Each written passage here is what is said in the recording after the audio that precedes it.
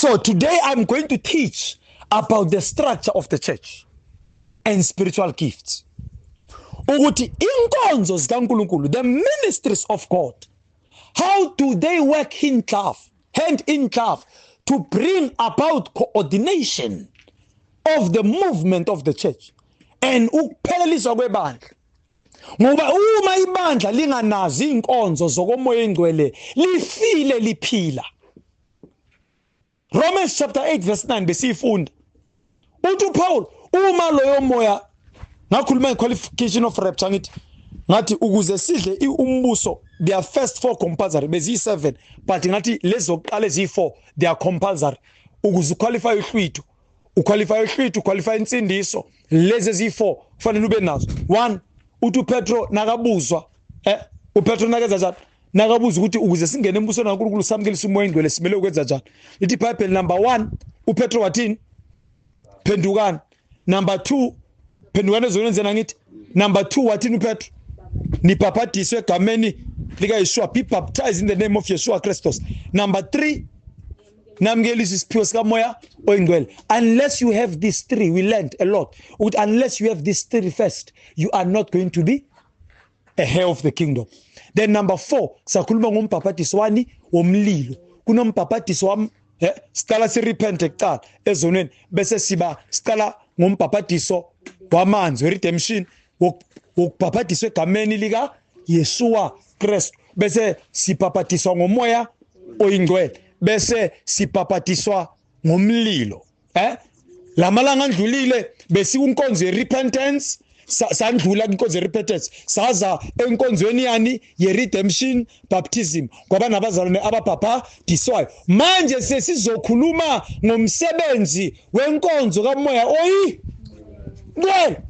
What is the purpose of the Holy Spirit within the church of God? Umoya engcwele umsebenzi wakhe yini? But today ngizofocus kakhulu kuma spiritual gifts because umoya engcwele upha abantu the fruits of the spirit, abo love, abo faithfulness, abo self-control, the 9 gifts in Galatians chapter 5 verse 22. But today I'm going to focus in another administration of the Holy Spirit. Inkonzo yeyiphiwo zokomoya oyingcwele. Now, when you read Romans chapter 8 verse 9, uthi Paul, uma lo moya ahlala kini, this is another compulsory spirit that must be within a church for it to be a church of God. Uthi Paul, uma lo moya ehlala kini, if the Spirit of God lives within you, but whoever does not have the Spirit of God does not belong to Christ. Safunda ngomoya engcwele ukuthi umoya engcwele uyapreparelwa. The reason angasehle emabandleni, it's because abantu bafuna ukuphila noJesu nezono. Manje inkonzo kaJesu, the ministry of the Son ye-redemption yenziwa uJesu ngithi sathi thina usebenza ukuhlanza abantu ezonweni. Nanizwa amakhaza nisondele ngapha. Now usebenza ukuhlanza abantu uJesu. uJesu usebenza ngabantu abayizoni ukuthi baphenduke ezonweni bathethelele bageze izono zabo.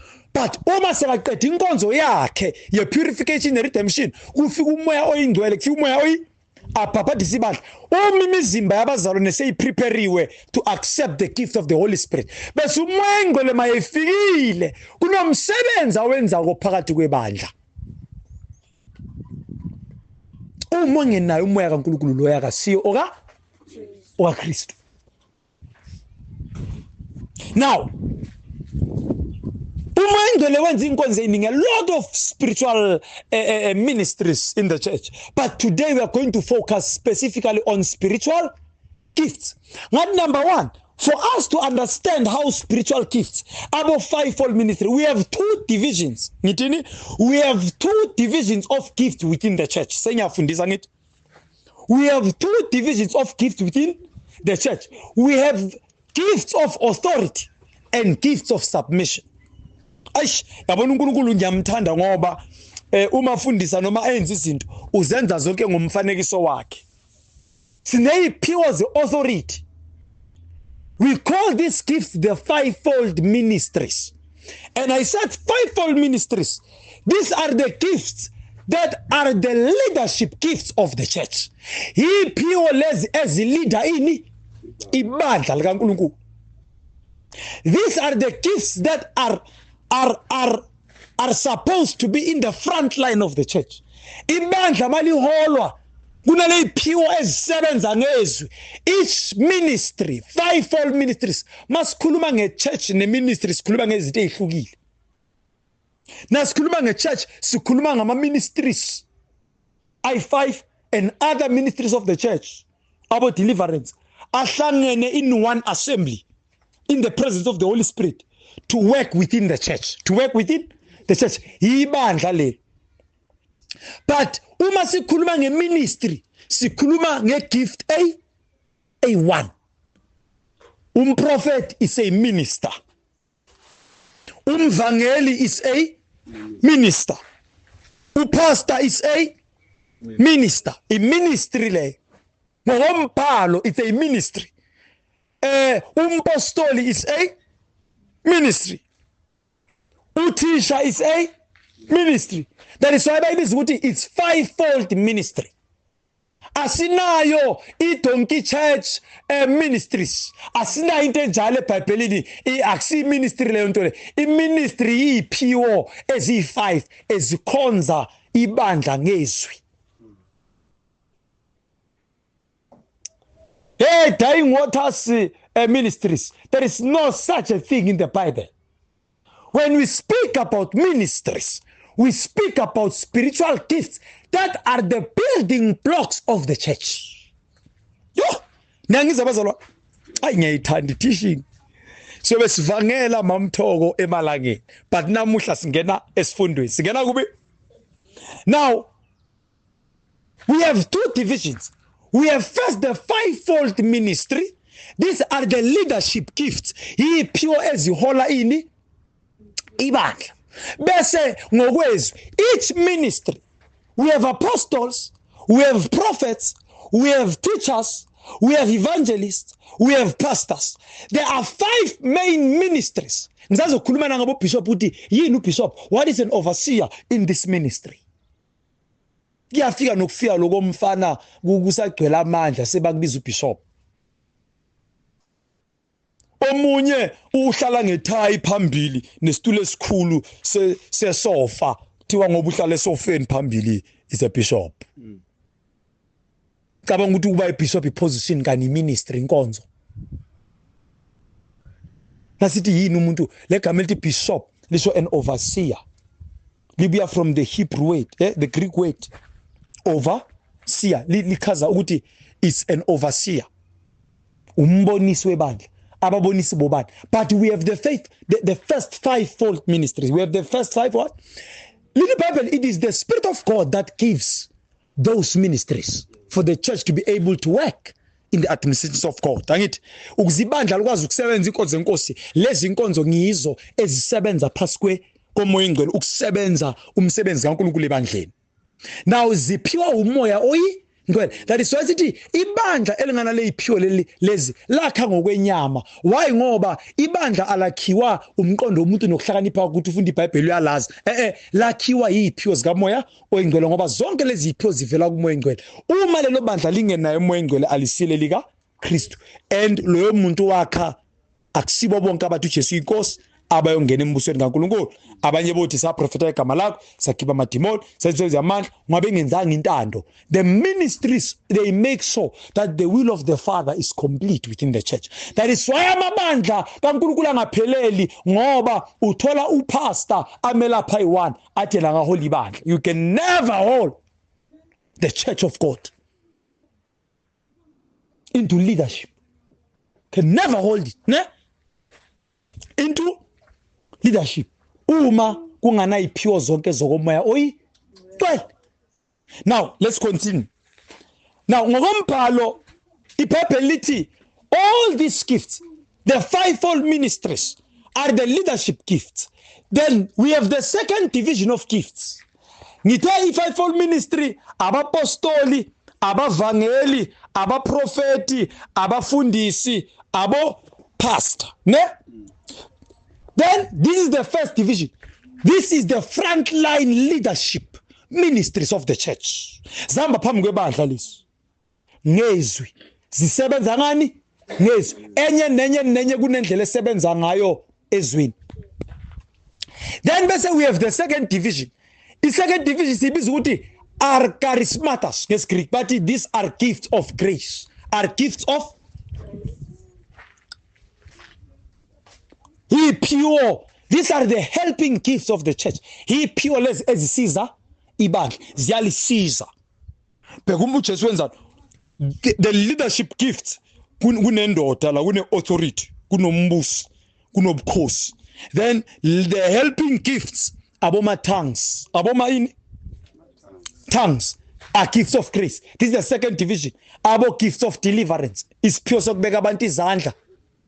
Isiphiwo sokubeka abantu ini? Izandla baphila. Abo gifts of wisdom. Word of wisdom. Word of knowledge.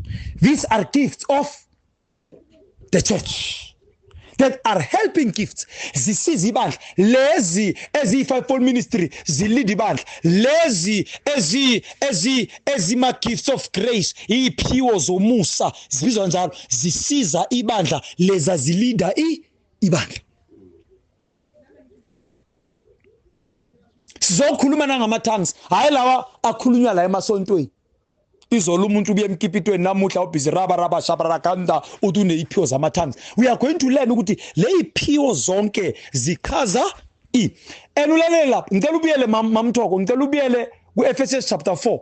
Lithi Bible ukuze kuphelele ukukhonza kwabazalwane, so that the church may be complete. Those ministries, the fivefold ministries, are a compulsory within the church. Ibandla elingana fivefold ministry angeke laphelele ukukhonzeni uNkulunkulu. Now ngathi mina uJesu uthi kuPetro ku-16:18. Kepha nami ngithi nguPetro. Kunabantu abangayi-understand into ebeyikhulunywa uJesu la. Uthi uJesu, ngiyakulakha ibandla, I will build my church. The gates of hate shall not prevail. What was Yeshua saying? We need to understand how hell fights against the church. Because uJesu ukhuluma ngokuthi i-Hades lizola nebandla. Kodwa mina ngizolakha, I will build that church ukuze i-Hades lingakwazi ukulinqoba. Niyangizwa abazalwane? Now, i-Hades, because understand the structure of the church, we need to understand how hell operates. How hell what? Operates. Manje i-Hades liphonsa izifo. Lalela uJesu uthini? Usathane uzophonsa izifo. Angithi i-Hades liphonsa izifo. Liphonsa izifo ebandleni. Phakathi kwebandla uthi uJesu ngizolakha ibandla. Kuzovuka i-gifted deliverance. Kuzovuka ini? I-gifted deliverance. Ithe leso sifo. Amasango a-Hades ayekwehlula ibandla likaJesu. Uma usathane ehlela ingozi asahamba athi ngifuna ukubahlelela ingozi bayohlela itrip, they are going to Johannesburg, ngifuna ukuthi le taxi ibhamuke ivile endleleni ibabulale bonke, uzovuka inkonzo yomprofeti, kuzovuka inkonzo yakhe. The gates of hate shall not prevail against the church. This is how the gifts must operate to bring security, spiritual what? Security of the church. Kuvuka umprofeti nasikhala sithi avela bazalwane ngibona igazi uNkulunkulu ngicela siyokhuleka kunenkinga. The devil is planning a secret agenda to kill Christians. Prophets, watchmen of the church, babiza uthini? Uma kwenzeka uSathane atshontsha izimvu ayiphakathi kwebandla athi laba ngizobaqeda, ngifuna ukubaqeda bonke, ngibaqede 1-1. Abazalwane basa attend inkonzo bayaba kuvuka inkonzo yepastoral, inkonzo yepastoral. Abazalwane bayaphela ebandleni, akekho responsible, kuzovuka inkonzo yepastoral izohlupheka iyodwa. Ithi ake ngihlola abazalwane, ake ngihlola ini abazalwane, sesinenyanga singamboni utshontshiwe uthethe uSathane, kuvuka inkonzo. uJesu, I will build my church, the gates of hell shall not prevail it. Wakukhulunywa ngale inkonzo ezizo-operate ngomoya ngcwele phakathi kwebandla to safeguard the church in its administration. Uma ibandla linganazo lezi iphiwo lishawa uSathane deck and twain. Khuluma ngezinto engibiyakiza ngithi naba boNeo, they are witnesses. Khulekela abantu abaningi abanye bangasahambi nangu Neo. uyabazi abo ngibabize ngamagama ithi ngingababizi uyabazi nang nimbuzeni after service.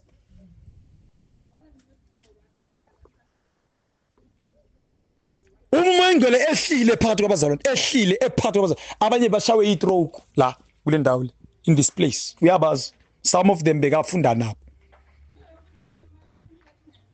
Umoya ingcwele akhulula isifo without having ukunika umuntu amaphilisi and stuff. uNkulunkulu asikhiphe isifo. Enze njani? Asikhiphe ini isifo. The gates of hell shall not prevail. Matthew chapter 16:18. Now, if the church does not have these administrations, the church will perish. Elinye ilanga ibandla liyangena esonweni, lingene kudlu phakathi kwesono. Yo. uNkulunkulu asuke. Sithi siyafika Sunday singazi ukuthi abazalwane bebadla izono this week. Kuvuka inkonzo ze lamentation. Sithi siyamfuna umoya ingcwele angahlali. Kumele kubuye abo Jeremiah nabo Daniel, the lamenting intercessors. The lamenting what? Intercessors. Bayosikhalela, bagibela intaba bokhala bathi inkosi siyaqela sizobatshela abazalwane. Kumele beze neziprofeto, beze nemibono bazotshela sizobatshela abazalwane baphenduke ezonweni zabo. We'll tell them. Sicela ubuye ungasishi.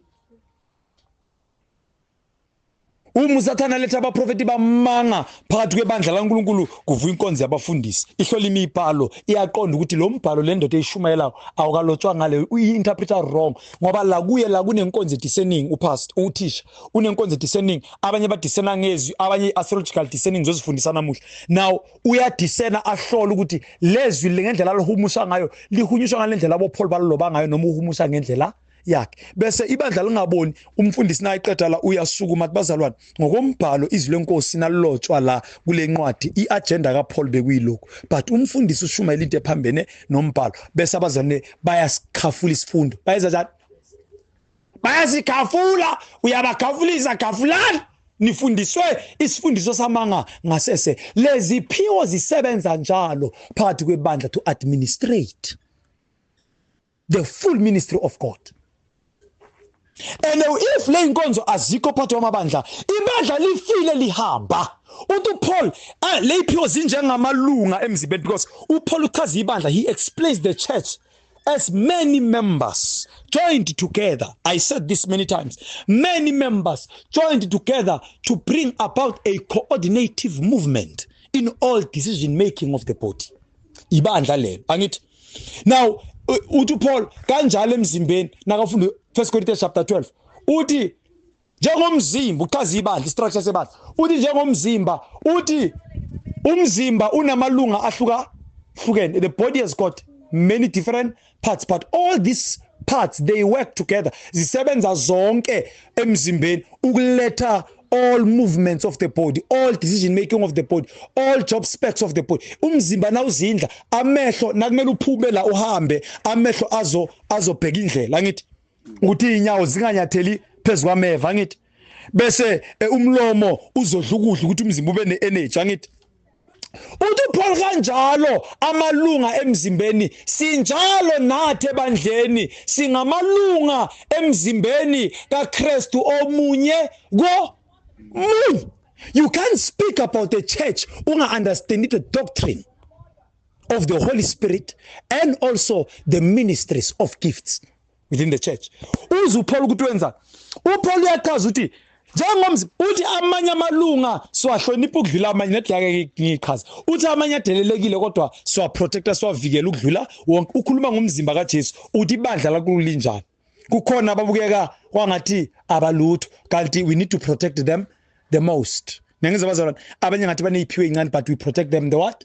The most. Uthi amanye amalunga ayakhazinyulisa ayaglorifywa but all these body members they work together within the body. Akaphikisani lamalunga uthola isandla sithi mina ngifuna ukuguga isitini inyawo lithi mina ngifuna ukuye mall umlomo uthi mina ngifuna ukuyoshumayela uthi kanjalo nebandla nimele ukuba moya munye njengamalunga omzimba kaKristu omunye komunye one to another. We are the members of the body. Abanye bamehlo abanye bayimpumulo abanye bayomlomo abanye bayinyawo. uPaul nakachaza the structure of the church.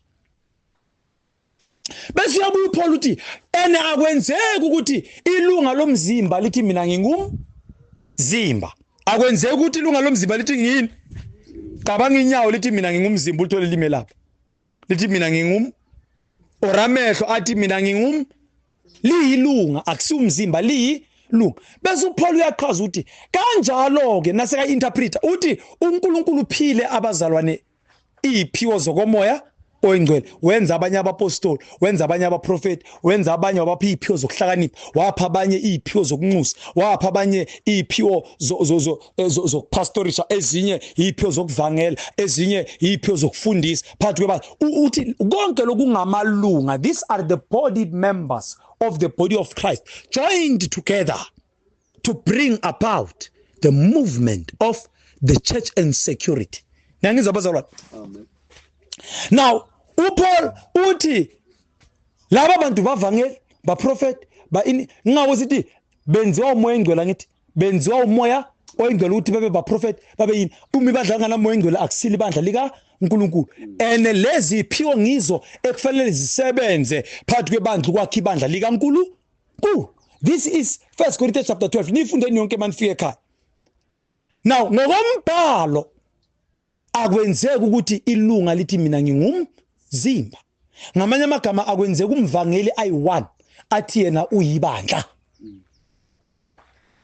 Amadoctrine avuke manje lawo kaSathana avuke manje.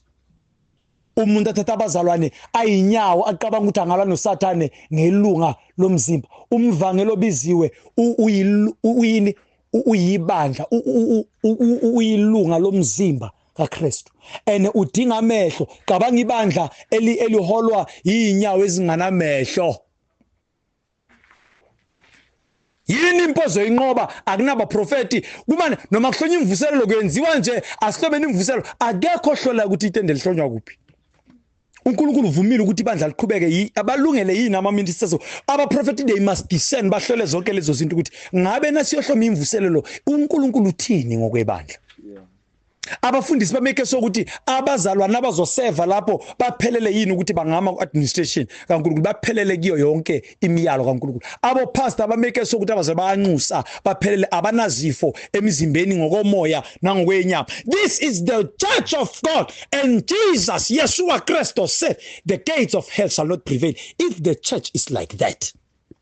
Why badla amapilisi? It's because umoya ngcwele awusekho emabandleni ngenxa yezono. Because umoya ngcwele mayekhona kuba neziphiwo zabo deliverance nakungena izifo ebandleni ihide siliphonsa izifo ideliverance iyavuka phakathi kwabazalwane ikhiphe lezo zifo phakathi kwebandla. Bese uma kungana moya engcwele lelo bandla kusile ibandla likaNkulunkulu kumele liyokhuleka kuNkulunkulu licele ukuthi inkosi siphi isiphiwo sika moya oyingcwele limpumputhe. Amanye amabandla ayikhwala linomvangeli nomprofeti nomfundisi at least nangabe libusisekile. Akuna mkhululi okhulula abantu ezifeni. Akuna abahubushayo uma ngabe kungena ifundiso ebandleni ama interpretation kuyakhulunywa nje ngama tongues. Elinye umuntu uyisiqhwala amanye amalunga akekho. Lento yamasonto that is why ngitshela ukuthi buya kuSathane because we need each other to become a church. Kuneyiphiwo enginazo mina abanye abafundisi abanganazo. Kuneyiphiwo abafundisi abanazo mina enginganazo. Ene ibandla lalila angeke ngilihole mina ngeyiphiwo enginazo. I need other spiritual gifts of the church ukuze leli bandla lisizakale emandleni likhonze kahle uNkulunkulu. I need other spiritual gifts. Uze umuntu athi ngiyoqala ibandla. Uyoliqala njani ibandla? Ungaliqala ibandla? Ungaliqala ibandla? Can you start that? You can't start a church. Uyoba bese uyinya umehlo. Kuprofetwa kuphela lelo bandla lelo kuprofetwa kuphela kufundiswe. Wangathi ufundiswe abantwana bakho bayadideka. Wangafika ukuthi phendukani wenza inkonzo yomvangeli bayadideka ukuthi uthini. They want to prophesy the whole day. Bazalwe amehlo omprofeti. Bazalwe yini? Amen. Lezi iphiwo zisebenzisana njalo ukunqoba amasango eHades. Now uma le inkonzo zingekho akunabandla elizonqoba amasango eHades. Alikho. Uma lingana le iphiwo ngoba le iphiwo ngizo ezilwa neziqalekiso phakathi kwani kwebandla. All right. ngicela ungifundele mamthoka sibuyele futhi siyofunda ke manje yini abapostoli. What are apostles? Now ngithekini the divisions of the kingdom. We must understand the divisions of a kingdom. Ngithe asikho ku religion. Abantu abaku religion uyababona laba I religion le enzwala. I religion bakhonza na Sunday bazi ukuthi kukhonzwa thina. We are not in a religion, we are in a government.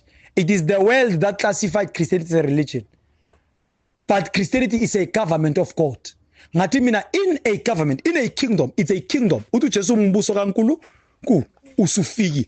Phendukani Matthew chapter 4 verse 17. Phendukani ngoba umbuso kaNkulu ususo. Then we need to understand ngithekini kumele si understand ekuqala ukuthi I-kingdom injani ngoba abapostoli abaprofeti abafundisi abaserve religion. Laba bantu abasibe religion abantu be-kingdom. Abantu bani ukuze understand ukuthi umpostoli yini. Sekunabapostoli abagcwele lo mhlaba bathi Paul ngizwile ukuthiwa sekunabapostoli sekunani abangakhethwanga inkosi sebagijima lapha phakathi kwenu la bazenza abapostoli bamanga mawufuna incwadi yabase Korinte 2 chapter 11 uthi ngizwile ukuthi kunabanye bazibiza ngaba apostoli. Uyini umpostoli? What is the administration of an apostle? Why bazibiza abapostoli ngoba bacabanga ukuthi baku religion kana bazi ukuthi baku kingdom. Tsho niyangizwa bazalwa nalalelana ngithe mina umbuso ngizokhuluma ngade kahle kunama division amaningi umbuso but ngizokhuluma ngade main four divisions of a kingdom. Now ukuze understand ama spiritual gifts kumele understand ukuthi kingdom ime njani. Ngithe I-kingdom inani number 1 asiyeni ine monarchy angithi now ungena ine palace endlini yenkosi uzobona kunesihlalo so la inkosi ihlala khona. We call that the first division, that is the monarchy or the king. Niyangizwa bazalwane? Then ngathi eceleni kwesihlalo senkosi kuba nababonisi benkosi. Kuba nababonisi bani? Bababiza ukuthi abanye babiza ukuthi umkhandla lo nomkhandlu mamthoka uzangisiza. Abanye bathi ibandla. Inkosi nenkosi in a cabinet. Number 1 we said it is the monarchy, the king that sits on the throne. Number 2 it is the government. The government it is the council. Abanye babiza ukuthi council. Ne? Laba uma inkosi izwenza ama decision ngesizwe yiba bahlala nenkosi ba draft ama constitution wesizwe. Ba draft ama constitution one wesizwe uma isizwe sitoyitoya sithi sifuna ukuthi abafana babe mantombazana amantombazana abe bafana kusithi umthetho kuthiwa sesifuna umthetho omusha manje abesilisa bagane kuzosuka izinduna. This is the third division. We call them petitioners. We call them what? Petitioners. Then number 1 we have a monarchy, a structure sobukhosi lesi inkosi la ihlala khona. Number 2 sine council yilabo bahlala in the palace bahlala endlini yobukhosi abaphumi lapho bahlala endlini yani yobukhosi. Inkosi on the right side of the king and on the left side of the king. On the right side of the king and on the left side of the king. Uzobona kuhlela amadoda on the left kuhlela amadoda on the right. Inkosi ihlala phakathi. Umbuso kaJesu lo ngathi mina I-council yasezulwini is the 24 elders of the old and the new covenant. Lapha kungathi nesambulo I-24 elders is the council of the throne of Christ. Laba ba representa the old covenant, laba ba representa the new covenant, because I-government kaNkulunkulu iyakhiwa nge-12. Iyakhiwa ngani? Nge-12. That is why the old covenant uNkulunkulu makakha the old covenant wayakha nge-12 I-government. I-cabinet council le wathi 12 tribes of Israel. uJesu makafika naye ukhetha 12 disciples. This is the structure. Ngizonifundisa ukuthi I-council yini. Now bese kuba nama petitioners izinduna lezi zihlala emphakathini zilalela izinkinga zomphakathi zizilethe endlini yobukhosi izinduna. We call these ones the petitioners. Umphakathi mawunenkinga kumele izinduna zisuke emphakathini zilethe inkinga endlini yobukhosi course ubabona nabangena labathi wena wezulu bayede inkosi yezulu nonamandla wena ongumphilisi wesizwe sakho okhona singabi khona ama petitioners lawo yilawa sebazoletha ini iproblem abo pastor abobani ibandla malinenkinga abo pastor ekufanele balethe the problem to the royal house. Ngizonifundisa mina nginifundisa religion, nginifundisa kingdom. Bese the fourth division is the community. Is the what? Is the community. Then it's a kingdom. A kingdom ephelele in other 4 divisions, main divisions, ne? Now lelelana. Monarchy in this kingdom esikiyo uJesu ubani? Jesus is the monarch. Sibiyela ku first division. Bese the council or the government or the cabinet abapostoli. Niyangizwa? Niyangizwa ngibasabenzisa njani? Yini? Abapostoli. Abapostoli ngibo ababhala ama constitution esizwe nenkosi. Bahlala in lento ngikhuluma ikubuya kumoya engcwele ibuya kumoya. Now uzothi ngumpostoli, you must understand ukuthi you are standing in a very wrong place. Abantu abanikwa amalungelo laba okushintsha imibhalo bayiguqule bayibhale iconstitution. Uyakhumbula lesikhathi kunenkinga encwadini yezenzo iBhayibheli lithi amaGreek kumele azosoko ngoba sindisiwe. Lithi iBhayibheli abapostoli bahlala phansi bakhuluma bathi hayi akumelanga sibasoke. Bathi nabo kumele basoke njengathi bayele basoke njengathi. Lithi iBhayibheli kwaba ne-meeting in the presence of the Holy Spirit kumoya oyingcwele behleli nenkosi. Inkosi yabatshela ukuthi ukusoka akusebenzi. Into ekufanele niyenze manje thathani ini incwadi nibalobele ukuthi bona baphenduke kuphelezweni zabo but bagcine imiyalo yonke ubungcwele enkosini. Bangadli inyama ehlaza, bangenzeni baphenduke ekuphingeni, baphenduke babhala incwadi ngithi. Baphenduke kukhonzeni ithixo. Mara indaba yokusoka babhala iconstitution noJesu, babhala iconstitution nobani? Yibo abasibhalele the mandate of the kingdom of God. Ngoba babonisana nenkosi, uma isizwe senkosi sinenkinga, yibo abahlala phansi ba-check ukuthi siyawushintsha lo mthetho noma siyaqhubeka nawo. Uma abantu benkosi bathi asisafuni ukugqoka kahle emabandleni, sifuna ukuveza ama-cleavage, abopastor induna nabaprofeti kumele balethe leyo nkinga phakathi kwe-council yebandla. That is God and the apostles. But abatabasa lo mthetho abasawukhoni. Isizwe sakho yini ibandla ngithi? Isizwe sika Jesu ibandla. I-community kaJesu yini? Ibandla. I-community kaJesu yini? Ningizwile ngikhuluma nge-fivefold ministry. Ningizwile? Ngisubstitute i-fivefold ministry in the kingdom of Christ. High religion, because religiously you can all become apostles, but based on the kingdom, not all of us. Only the chosen ones of the king can substitute these positions.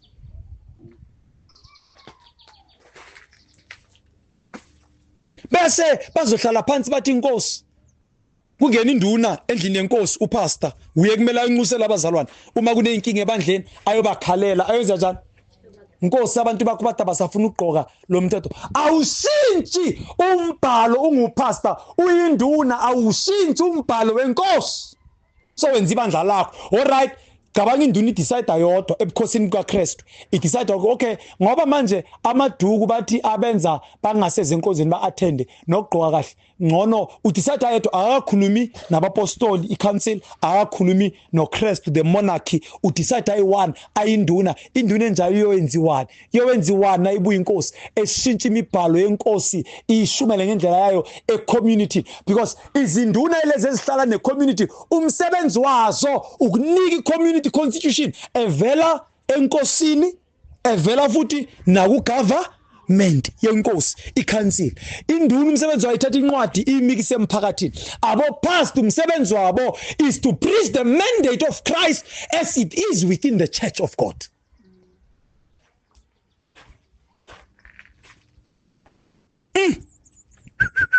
Niyangizwa bazalwa? Amen. Abaprofeti yibo isizwe kumele sibe noNkulunkulu angithi. uNkulunkulu munye angithi. Our God. Abaprofeti ngibo abaletha the spiritual ministries inside to make sure ukuthi isizwe sisecured. Isizwe sesijani? Sisecured. Yibo abaletha amandla kaNkulunkulu phakathi kwesizwe. Now, uma ubheka number 1, uJesu uyinkosi, igovernment number 2, icouncil, ngithe icounseling, apostoli angithi. Then number 3 ngathi ma-petitioners, izinduna zihlala emphakathini, zihlala kuphi? Emphakathini, zicollecta amaqala neinkinga ziwaletha la ku-council. Bese sinomphakathi, that is the church. Izinduna in this case bo pastor, bahlala bagadi community yenkosi, bagadi community yani. Bese kunabavangeli. The kingdom in a military. This is the 5th division. Ehambi yonqoba izizwe ukuthi zibe phansi kwaleyo nkosi. Kwa-Israel kwenziwa njalo ngithi. Izwe liyanqotshwa ngithi. Izwe lezanjani? Abavangeli ebukhosini is the military of the king. Ehamba inqoba imihlaba ukuthi ubuyinkosi ibuse as many regions as possible nombuso wayo wande.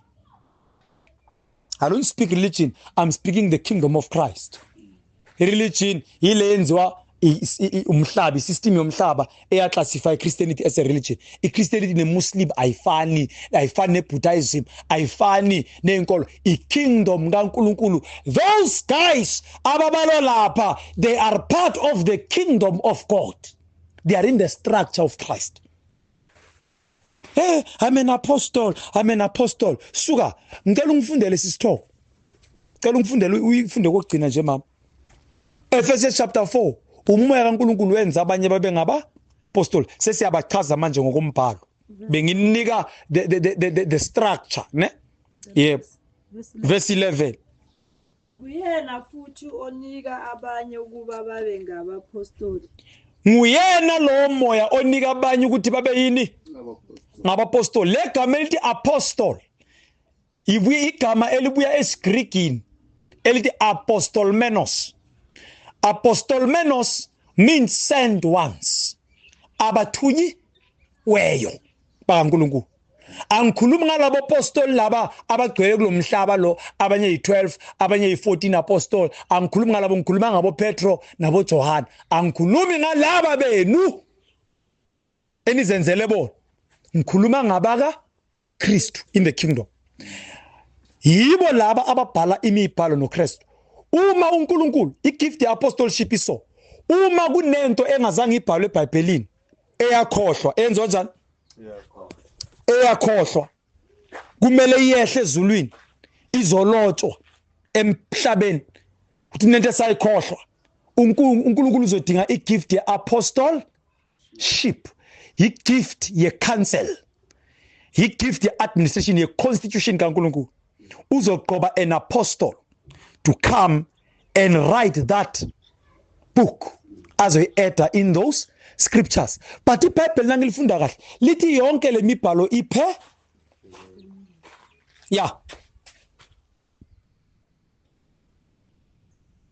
ithi yonke lemibhalo enze njani? Ngamanye amagama sibadingi abapostoli. Ngicela khona lapho mamthoko uye ku Ephesians chapter 2:20 ubuyele emuva. Ngifuna ukukhuluma ngabapostoli nabaprofeti. Abapostoli emzimeni kaJesu bahleli in the foundation. Bahleli kuphi? I-positioning yabo it's in the foundation. Nabaprofeti, abaprofeti hayi laba bebandla namuhla, abo Isaiah nabo Jeremiah, abaprofeta ngoKristu. Lithi iBhayibheli ngokuba sakhiwe phezu kwesisekelo sabapostoli naba prophet. They are the foundation of the church. uJesu uyakha manje, uyakha wenza uJesu. Uyakha lapha phansi lapha in the foundation yebandla laNkulunkulu umhlaba wonke solo la aqala eJerusalema. Abapostoli they are in the foundation of the church. Azathi uPaul ngayo isekelo sesibekiwe yilo naloyo owakha phezulu.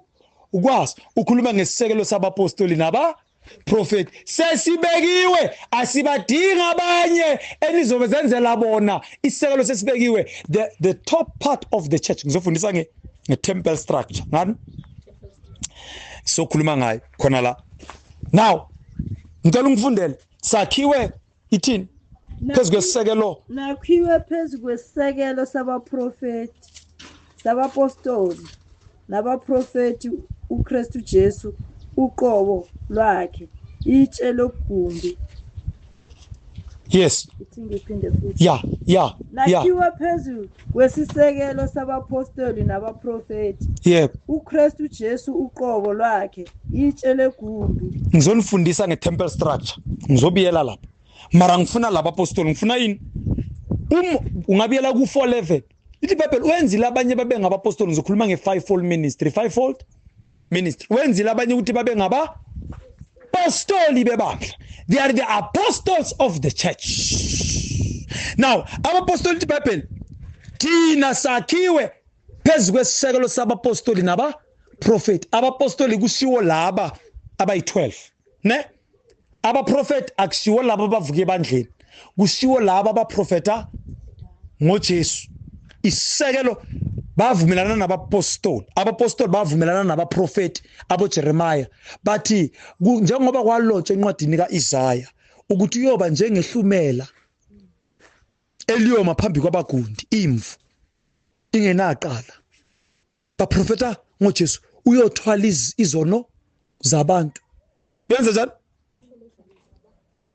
nezifo zethu nangemivimbo yakhe siyophiliswa baprofeta ngaye bathi uyovela bheka nanti Bethlehem Efrata awusimncenyana abo Ezekiel ngokuba kuwe kuyakuzalwa ini inkosi uMesaya endlini kaDavid nangizabazalwa kuprofeta baprofeta ngoJesu abapostoli babuya bagcwaliselela lezo iprofeto babeka isisekelo bavumelana bese babeka the foundation of the church of Christ of Yeshua Christos angikhulumi ngalama church of Christ lawa anemimoya emibi ikhona enye church of Christ engiyaziyo bathi abahlephula isidlo senkosi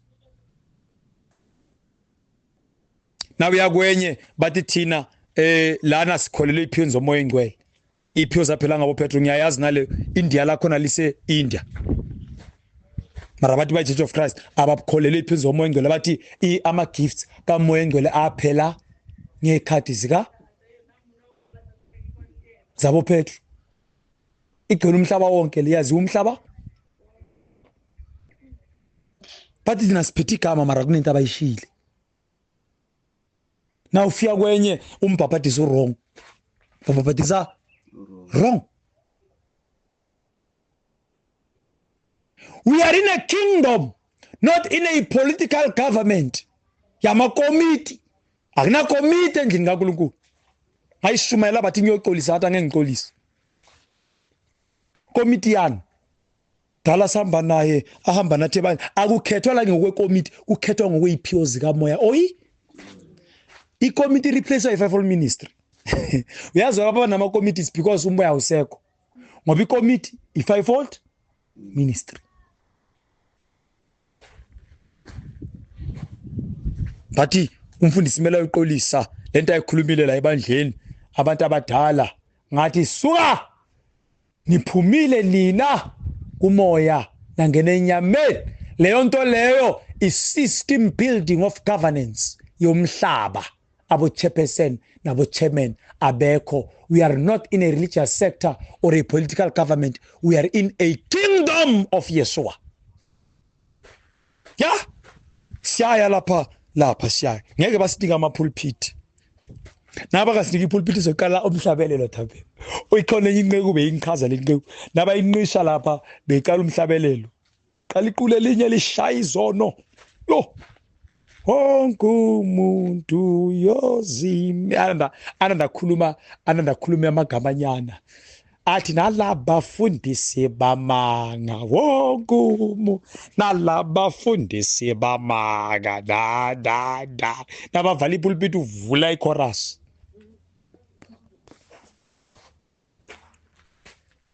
we worship the Father.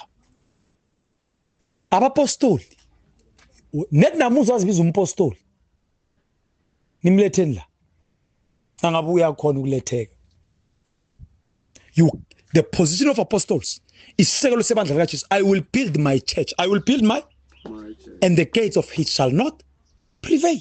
Uthi Paul, for the foundation now is laid. Isisekelo sesibekiwe. Manje abapostoli, they are the constitution builders of the kingdom of God. They are the council of Christ in his throne. UJesu makahleli, the 12 yakhe izohlala on his right, the other 12 of the old covenant izohlala on his left, the elders, the 24 elders, representative. Bese yena ese monarchy uhlala phezu kwe-throne. Then he judges the world. It's our king. Tina, we are the prince and the princesses in the palace.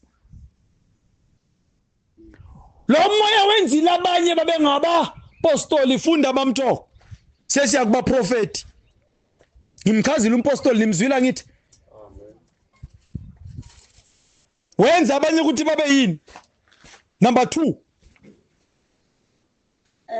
Timcela 11 yes 11 yes uyena futhi onika abanye ukuba babe ngabapostoli, abanye babe ngabapostoli bese lithini, abanye abaprofeti, abanye abaprofeti. Sesikhuluma ngabaprofeti. I5 ministry, I said I5 ministry, it is the front line leadership ministry of the church. Yiba bahamba phambi kwebandla ngezwi, basebenza ngezwi. Laba sithe ba draft ama constitution ezwi noJesu. Abapostoli, abaprofeti, they are the intermediators between the church and God. They are the intermediaries between what? Umsebenzi wabo ukuthatha izwi from the palace of God balethe in the church. Bathatha iconstitution kuNkulunkulu bayilethe emhlabeni. They are messengers. Incwadi babiza ukuthi they are the angels or the Malachis. Hey, laba bakhulu laba. Le gama lithi angel lithi messenger. But angikhulumi ngeangel leyani uGabriel. Ngikhuluma ngale title of the word. The word angel is in Greek. The word Malachi, it's also Hebrew. That name word means angel. So it was called the book of prophets. Not Malachi. It's Hebrew. Sazuyifundisa elinye la. Apostle Menos, I said sent ones, the constitution builders of the kingdom. Then sinaba prophet, the prophets, the what? Laba umsebenzi wabo is to intermediate between men and God.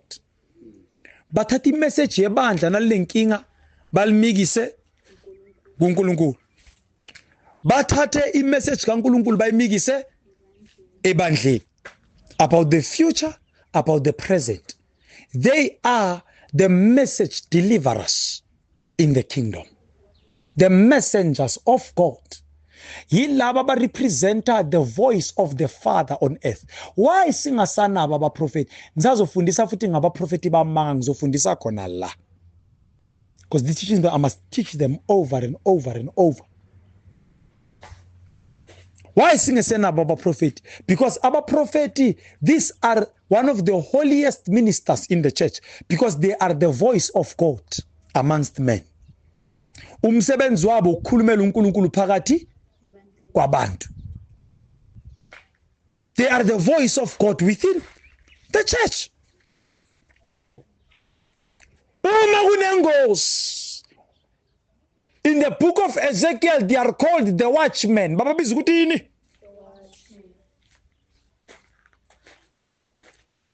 Now, kunencwadi eke yatholakala eTempelini uJosiah inkosi isabusa in the book of Kings. Ithi iBhayibheli kwakunomprofeti igama lakhe kwakuyiHulda.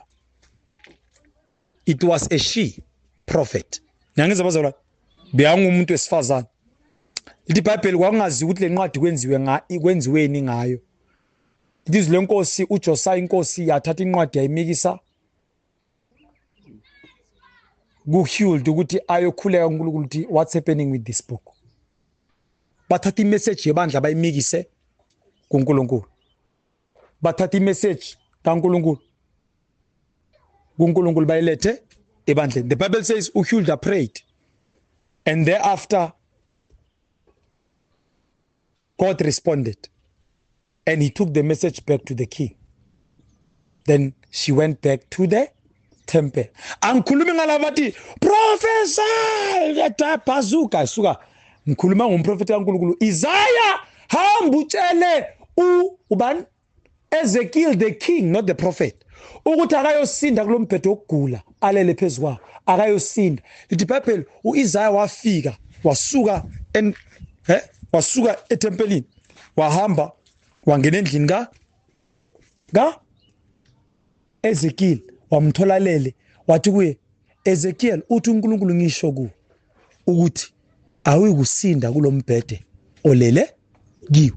Finish, go back to the temple. Azange afike labathi I want to prophesy Ezekiel, can I prophesy? Ukhulumela ubani? You are the voice of God. You are uNkulunkulu ukhuluma njalo. Baprofeti bamanga la uzosikhohlisa la ukhuluma ukuthi uJesu baprofeti okwenhliziyo yabo kuJeremiah. uNkulunkulu akakhuluma ngizokufundisa abaprofeti bamanga. Ngisazofundisa leyo nale ngifuna ukuyishumayela, ngifuna ihambe South Africa yonke iyofika eAmerica. Can I prophesy? I see the word D, Ezekiel. I see D. But death, man of God. No, Ezekiel na yasho death.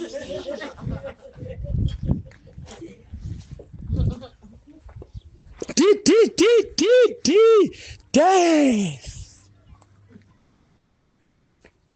Umprofeti ufika akhuluma izwi lenkosi aphuma hambe. You go to the book of Kings chapter 13. There was a prophet from Bethel. Yabana laba prophet laba man. Yeah, and never says a corner because we did had a prophet always go to Agabus. Ubani? Agab in the book of Acts in the church. uNkulunkulu uyamtshela indoda hamba utshela uPaul ukuthi uyoboshwa kanje eJerusalem. Lithi iBhayibheli azange lokafika lapha athi prophesy wafika watshela uPaul lento uNkulunkulu ayishilo waqeda. This is how prophets of God represents the voice of the Father. When you are a prophet of God, you represent God's voice. How can God speak like that? Bazokhohlisa labantu besifazana abalobuthakathaka. Nawuthi akubheka umprofeti okona agcoke nekhavela nebruku lomtswipi phethe ne tablet. Phethe nani? A tablet. Ya ushayene nendlela ezi7 la ekhanda. Eziyesihogweni. Chama namantombazana ufake necici. Prophet Bazooka. Cabanga uyiza afake icici. Those people, they represent the highest throne of God, but representing tabernacle. They are very, very precious. That is why inkonzo yabaprofeti is scarce. Why? Because inkonzo yabaprofeti inkonzo ye holiness. uNkulunkulu makakhuluma emntwini engcolile uyafa. Lithi iBhayibheli beza kuMose uIsrael. Israel came to Moses and said to Moses, Moses, we want to talk to God. Asafuna usilandela izinto uNkulunkulu silethele. Sifuna ukuzizwela thina. Sifuna ukwenza njani? uNkulunkulu wathi Mose akunankinga, go and tell them ukuthi bayihlambulule benze njani? Bathatha fasting ye 3 days. That is why sibiza iprofesi ukuze ivoice kaNkulunkulu bayihlambulule ngoba uma ekhuluma bangcwele so bayofa nokufa.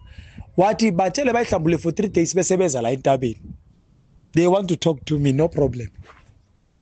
Lithi iBhayibheli nabaqeda bahambisa lapho uMose wadweba iline uthi ningalenqi ozowenqala iline entabeni emkhawuleni wentaba uyofa nokufa. Isilwane singayithindisa ngayithinta yafa. Lithi iBhayibheli wahamba iline washona le bahamba. Lithi uNkulunkulu wehla. uNkulunkulu wenzani? Angithi bafuna ukukhuluma naye. Lithi iBhayibheli kwashaya imibani abanye sebayakhala bayathuthumela kwatheka amatshe but bafuna ukukhuluma noNkulunkulu. Usahlala kumele ahlale phela azokhuluma nawe. Sebayakhala Moses sisize. What ayi man angithi into endifuna ukukhuluma noNkulunkulu. Lithi iBhayibheli kwaqheka amatshe intaba yanyakaza yenza so. Yo kwashaya imibani kwaduma wakhala nezingelozi nemisindo engazwakala. Lithi iBhayibheli bathi kuMose, Mose hayi asisafuni thina ukukhuluma noNkulunkulu wakho because akakhulumi kahle bajika but hayi aqeda nokukhuluma uNkulunkulu abatshele bese bayajika babile emuva. Abaprofeti, they are given the authority to enter the court of the highest heaven. Balanda izinto in the tabernacle of testimonies. Mfundisile nge-tabernacle of testimonies bazilethe emhlabeni.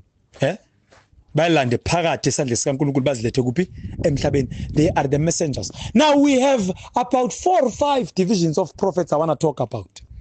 Now ngizokhuluma ngalaba prophet. Ngifundisa aba prophet. This is the second gift. Is the second what? How did Nilton usimncinyane Nkosi yami mamthoko wenza? Nkosi yami Jesu. Alelake. Now sinaba propheti abahlukahlukene eBhayibhelini, but I want to speak about this special 5. I want to speak about this special 5. Now iProphecy ihlukene kahlanu. iProphecy ihlukene ngaki? Sinaba propheti abezwa izwi directly. I call it direct word prophecy. iProphecy ye direct word. Yile sithi abantu kumele bahlambuluke. The reason angeke uyithola uma uphila impilo yezono. That is why abaprofeti ba scarce. Abasibaningi ningathuswa laba agcwele la iTV. Abantu bambisa ama TV right through. Nalutho lapha. Abaprofeti ba scarce. Why? Ngoba abaprofeti they must encounter with God. Kumele bahlangane noNkulunkulu. Now, sine direct word type of prophecy is one. Ile prophecy engena uthi usakhuluma uzwe Samuel enqu Samuel enze njani lithi iBhayibheli laba abanye azange bezwe Eli azangezwe kuzwa yena yedwa lithi iBhayibheli wagijima uSamuel nayibona iProphecy le nayibona yezwi ye direct word bese wathi mpriest uyangibiza uEli wathi angikubizi indodana hamba ulala lithi iBhayibheli nasekabiyela kwesithathu uEli waqonda ukuthi ubizwa uNkulunkulu ile yabo Isaiah atasahlela uNkulunkulu akhuluma yabo Elijah atasahlela uNkulunkulu akhuluma it direct what word prophecy. Bese number 2 we have a word of prophecy. Le direct word le I word of prophecy. Le I prophecy ile ukuthi umuntu abe kumoya abe sometimes they don't even notice athi uyakhuluma kana uyaprofeta yenza kakhulu emabandleni udlizono uthi uya attend enkonzweni upastor uyashumela akubambe enze njani angazi lokuthi uyaprofeta sitholaphi I direct word prophecy. iBhayibheli lithi in the book of Matthew chapter 16 uJesu ubuza abafundi bakhe uthi abantu bathi ngingubani ubuza boPetro naboJohn uthi abantu bathi ngingubani mina who do people say I am. Ithi iBhayibheli bathi Nkosi wena ungu Elijah bathi ungumprofeti kuba profeti basendulo abanye bathi ungu John umbhaphatisi abanye bathi ungu Eliya abanye bathi ungumprofeti kwabanye aba prophet njengama Muslim. uJesu ababuza ukuthi mina nithi ngingubani. Lithi iBhayibheli uPetro nakaqeda la waphendula uJesu naseka babuza wathi nina ke nithi ngingubani. Lithi iBhayibheli uPetro wathi wena uyindodana kaNkulunkulu onjani ophilayo. Then Yeshua said, Peter, what you just said does not come from flesh and blood, but it comes from the Spirit. uPetro wayengazi ukuthi uyaprofeta kana ukhuluma izwi. This prophet elivela kumoya kaNkulunkulu. Le yile yezwi ye word of authority. Lapha athi uNkulunkulu Ezekiya hamba ukhulume kulawo mathambo. Abaprofeti abanjalo ukhona ukukhuluma isimo ukhona ukwenzani siguquke. Angikhulumi ngale yase TV ngikhuluma ngale ka Ezekiya ene authority kaNkulunkulu. Amathambo avuka enza njani nakamathambo eza ekiji bathi nithi lengoma nakamathambo akamathambo ay ne kulale ngoma esho njalo inceku abazalwa labafile thiwa hamba yokhuluma ukuphila ke labanje bayikeleton uNkulunkulu ayihlanganisa inyama umprofeti kaNkulunkulu athi uNkulunkulu base ngaphila nawe uthi uyafika kule bandla uthole ngathi kuse Hillbrow lapha eJoburg athi uNkulunkulu base ngaphila lapho uthi yo Nkosi hey athi khuluma izwi lokuphila phezulu kwabo i-word of authority le hey amen bazalwane now i-word of prophecy bese kunabaprofeti bamaphupho number 3 nemibono number 4 abaprofeti bamaphupho nemibono bo Daniel nabo Joseph nyangiza bazalwane beba specialize kakhulu lawa ngama visions and dreams no Ezekiel the prophet but kakhulu abazwayo uDaniel nabo Joseph ne yibe bebazwa kakhulu ngama phupho nemi bo that is why inkonzo ye prophecy end times yayibanjwa kakhulu uDaniel kancane no Isaiah but kakhulu abantu bamaphupho nemibono ebakhona ukukhumusha amaphupho nemibono bekungaba propheti uDaniel was one of them the greatest prophets eyaziwa ngama visions and dreams no Joseph he was a prophet uJoseph abafo baze bambiza inkosi yamaphupho bayaqalana laba bathi na inkosi yamaphupho asiyibambeni yavela uJoseph ugqoke ingubo zakhe uthi uyobatshela ukuthi izimvu bathi mbambeli ngoba izinto ayiphuphayo asiyithandi lo uphupha thina simkhothamela thina ngeke akubone lokho kanti isikhathi sephupha ukuthi ligcwaliseleke process kaNkulunkulu iyaqala saquqa ngoJoseph ngiyayithanda le ndoda I love that man right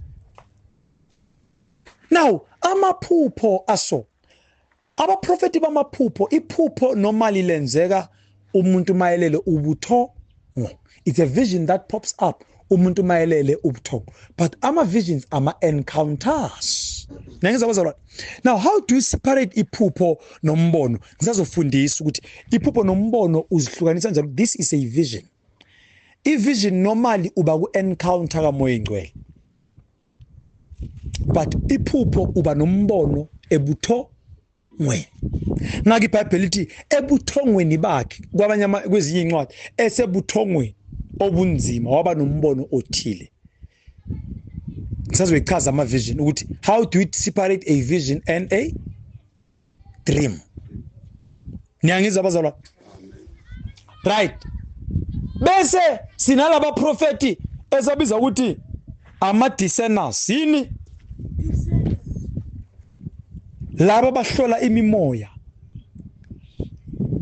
discerning prophets nala ku discerning ngizokhuluma about 4 divisions of discerning ku discerning sine word discerning sinani i discerning yezwi likaNkulunkulu abantu abaphiwe i word discerning umuntu mayeshumayela la ukhona ukuhlukanisa intshumayelo alalilile ukuthi nabathi come and receive your car yena makahleli uthi seek first the kingdom of God and its righteousness la kuye kunenkonzo yokuhlola imimoya yile elapha ku 1 John chapter 4 athi kumele nihlole imimoya kakhulu abafundisi banayo le teachers so khuluma ngabo kancane then bese ke i discerning sine discerning yomzimba i physical discerning niyangiza bazalwane yile ka Johan uElizabeth noMaria niyakhumbula kwenzakalani le esikhathini esiningi umprofeti wakhona ukhona ungene ebandleni aphathwe ikhanda so yazi ukuthi lapha webandla kunomuntu ophethwe ikhanda bese lithi iBhayibheli wathi nakaqeda ukukhahlela uJohane wagcwala umoya oyingcwele uElizabeth waprofeta kuqale in a physical realm bese kwayenzeka the spiritual encounter wathi wena Maria Maria ncekukazi yenkosi yami oyakuzala uyakuthiwa kwabesifazane obusisekile uhlangabeza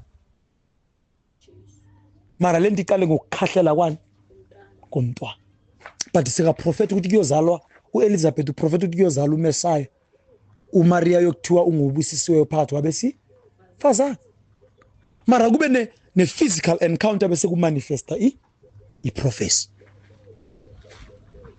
bese kunenye i-discerning esiyibiza ukuthi i-astrological discerning what yokuhlola ukuxuba kwezikhathi dynamics of times laba propheti laba bakhona ukubheka ama-event they are prophets of events bakhona ukubona inkanyezi bathi bayibheke bathi baprofeti ukuthi kunenkosi enze njani ezelwe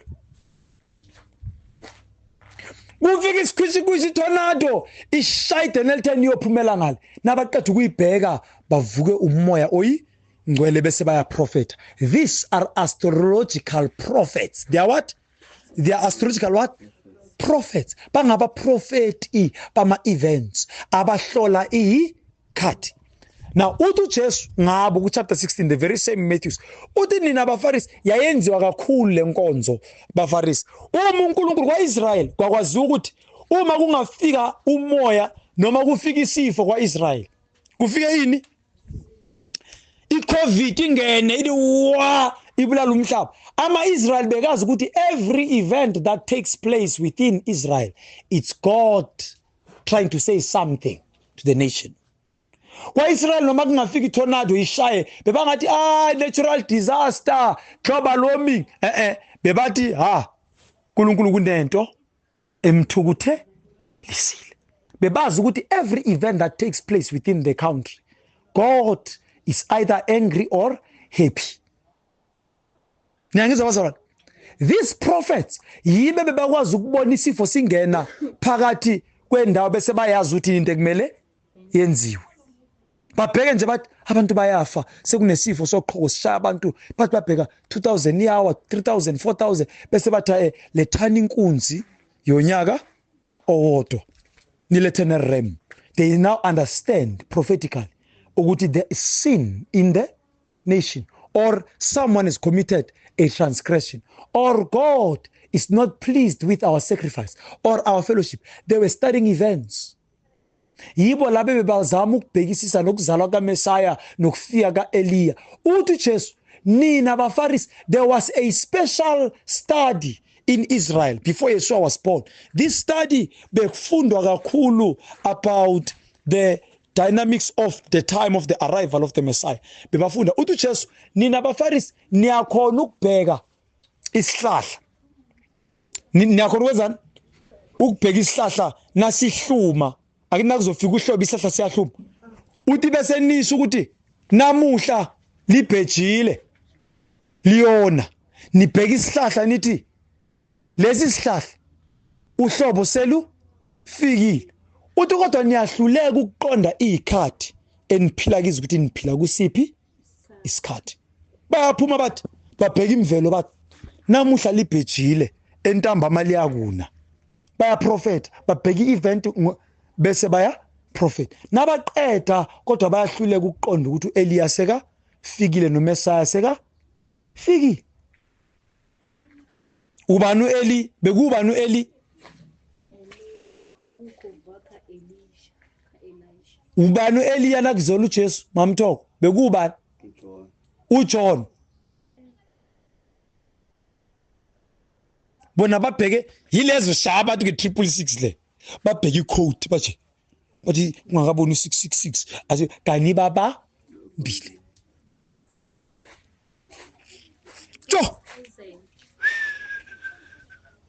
uJohn okay sizoyichaza ngizonifundisa ngomoya kaEliya ninkhumbuzeni ninkhumbuzeni ngenxa yesikhathi ngizoyifundisa ikulapha ku chapter 11 if I'm not mistaken the book of Matthews if not chapter 11 chapter 14 also chapter 14 kunalaba abapostoli bafika babuza uJesu bathi Nkosi ngoba encwadini kaMalakhaya kulotshiwe ukuthi before uMessiah afika kumele kufike uEliya kuqala ngithi azoqondisa indlela zenkosi noMessiah. Wathi uJesu nakaphendula wathi uEliya seka fikile, abantu benza abakuthandayo ngaye. Bese masele uma sithi wayekhuluma ngoJohane umbhaphatisi. Ngizoyifundisa. Umoya kaEliya akusu umuntu, umoya wasezulwini. Alright, asiqhubekile. Discerning, niyayibona i-discerning? Niyayibona i? Right. Bese sizoqhubeka mamthoko number 3. First apostle, second prophets, number 3 evangelists, abavangeli. Sengibachazile abavangeli ngithi abadobi laba. Ningizwile ukuthi ku kingdom ngibafake kuphi? Ku kingdom structure. Bese abanye abelusi nabafundisi. Abelusi ngicela nini ku 34. Yini umsebenzi kamelusi upastor? Umsebenzi kamelusi yini? Ngicela nifundele Ezekiel chapter 34. Nifundele ukuthi umelusi umsebenzi wakhe yini? Niyangizwa bazalwane? Umelusi umberego wakhe yini? Wonke umuntu epulpit afundisa nimbizo pastor. Hey pastor, we are not a pastor. Some of us you are teaching. Mina ngenzani ngiyapastorisha or ngiyafundisa? uyafundisa. Babiza umuntu ukuthi mfundisi mara nakafika lapha phambili uyapastorisha nciko. Kulesi sizukulwane siphila kiso lesi. Mfundisi ngoba abafundiswa baku religion abafundiswa abantu. Uyitholile Ezekiel 34. Yes. Abelusi number 4 yini? Abelusi. Kale ku verse 1.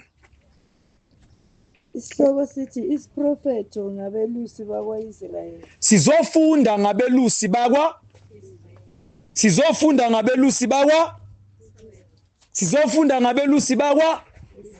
Israel. Verse 1. Yes. Izwi likaJehova lafika kimi lathi, Yeah. ndodana yomuntu, profeta ngabelusi bakwa-Israyeli. Nizowazi umsebenzi wabelusi ukuthi abopastor umsebenzi wabo kwenzani.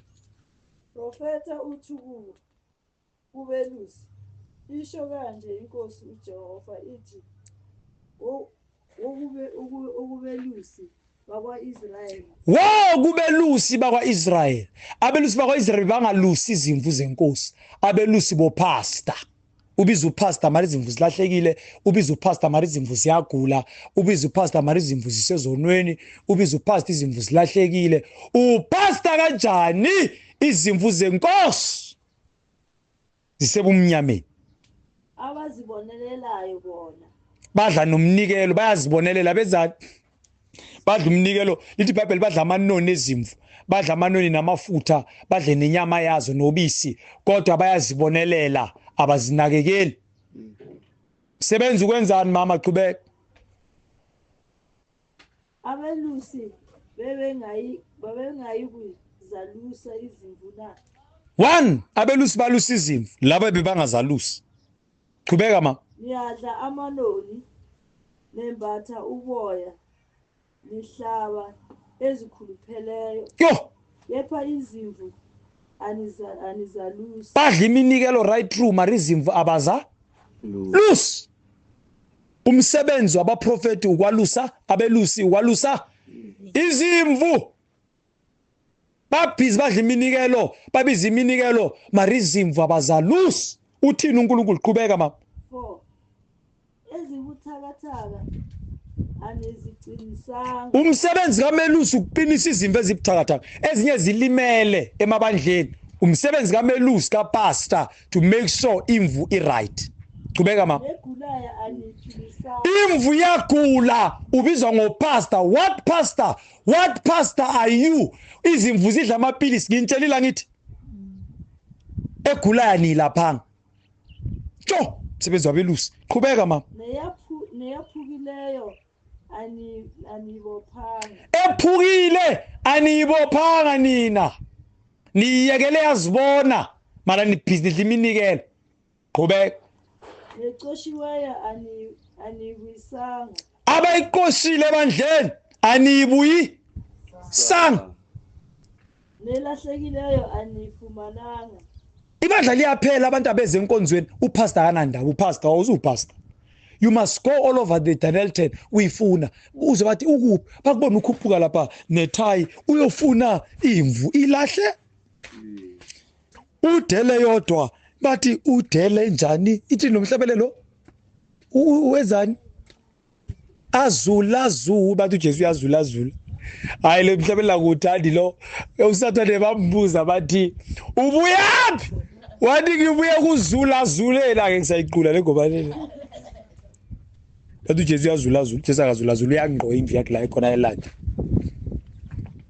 ha bazulazule afunela ukuzulazula lo mele sikushinje siyishune le ngoma mele silungiseni naye si right babuza usathane bathi ubuyaphi wathi ubuye kuzulazuleni komhlaba ngiyazi ukuthi labe kazulazula khona bekenzani abantu bayakhala abanye babheke phezulu abanye bayise mankalishi uzulazulile usathane la zulazula khona kune chaos kodwa akazange angene endlini kaJobe Jesu akazulazula hayi uzulazula usathane yebo mama elahlekileyo abayifunanga upastor kumele angazi azulazula ahambe emzini yonke ayofuna imvu elahlekile afune ayifuna upastor loyo imvuna elahlekile ngeke enkonzweni uye kumele akhathazeke qala bambona ahamba ngena hayi laba abahamba abahlala le iziyalahleka izimvu sebabe nezimvu ezi100 ezalahleka kwayavuzalwe ezisha zalahleka sola qala iministry izimvu zilahlekile uNkulunkulu eyiletha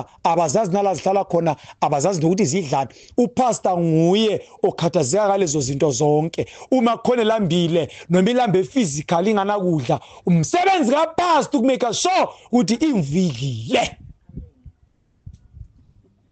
ash ha ayilela yaka mamdube le yaphila qhubeka mamthoko kepha nizibuyisile ngamandla olukhulu